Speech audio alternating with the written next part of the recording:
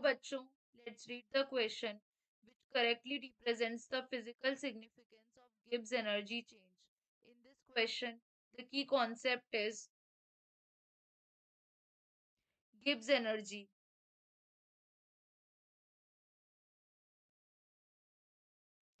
Basically, Gibbs energy जो होता है, it is a quantity that is used to measure the maximum amount of work, used to measure the maximum amount of work, amount of work done in a thermodynamic system.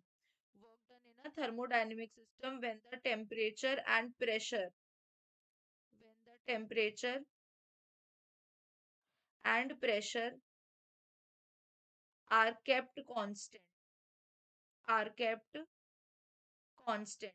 तो basically according to the question जो Gibbs equation होती है वो help करती है predict करने के लिए spontaneity of a reaction based on enthalpy and entropy values. तो जब रिएक्शन एक्सोथर्मिक होगा तो एंथैल्पी क्या हो जाएगा, नेगेटिव हो जाएगा। तो गिब्स एनर्जी जो होता है गिब्स फ्री एनर्जी को कैसा बना देता है, नेगेटिव बना देता है। कैसा बना देगा, negative बना देगा। Hence we can say that the reaction will proceed in the forward direction due to the positive value of equilibrium constant की उसकी वजह से पॉजिटिव की आगे की तरफ मूव करेगा बिकॉज इक्विलिब्रियम कांस्टेंट कैसा होता है, पॉजिटिव होता है।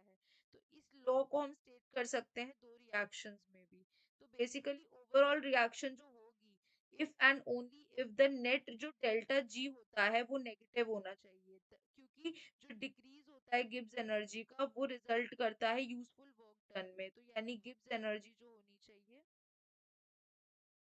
वो कैसी होनी चाहिए, वो नेगेटिव होनी चाहिए। ठीक है।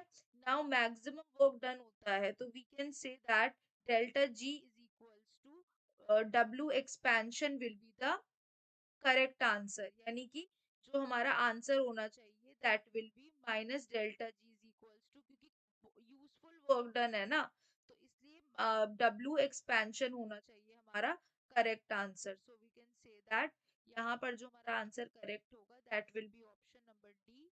So therefore option D is the right answer. Hope you guys understand. Thank you.